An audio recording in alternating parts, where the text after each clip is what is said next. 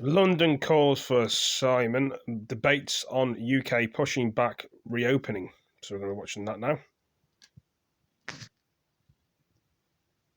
The first time I actually touched mic, but I didn't touch a mic. I think it was Pied Piper ringtone. I'm like, remember the phone that was like a pair?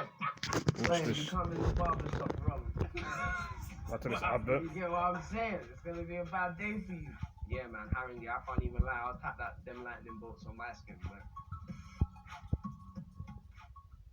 While most states across the country are fully reopening across the pond, the UK is pushing back its so-called Freedom Day. Here's CBS News contributor Simon Bates with this week's London Calling. And a reminder, Simon's opinions are his own and don't necessarily reflect those of CBSN. For some, last week's G7 summit in the beautiful English county of Cornwall was a chance to get a good deal of business done. For their host, British Prime Minister Boris Johnson, it was time to hit the water before he had to make a difficult announcement 230 miles away back in London.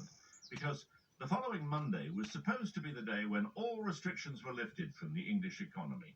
But Mr. Johnson had disappointing news. Freedom Day, as he called it, was now being moved 4 weeks back to July the 19th. And the reason?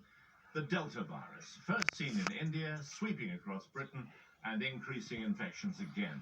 Meantime, our highly successful vaccination program needs those extra 4 weeks to plunge millions more jabs into millions more arms. Most people here seem to support the delay, but they're far from convinced that everything our Prime Minister says will always come to pass. Since this all started, he's been highly optimistic about this country's inevitable victory over the virus. But it was a far less bullish Boris Johnson who dropped a bombshell at his press conference. Almost as an afterthought, he said, Britain must learn to live with the virus. An extraordinary moment. Gone was the Churchillian trumpeting of the virus's inevitable defeat by a combination of science and great political leadership. Just an admission that our lives are going to change forever. And it's impossible, of course, to quantify what he means.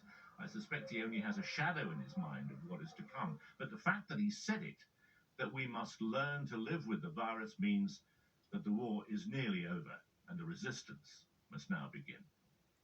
That's London Calling for today. This is Simon Bates for CBS News in Devon. Well, is the war really over, or is it still going to happen? This is the real question. You guys and girls may think, some of you probably think it's nearly ended, but it's not far beyond ended yet. But anyway, thank you for joining this video. Still very sad, and people are losing lives on this virus. Thank you for joining me. Peace.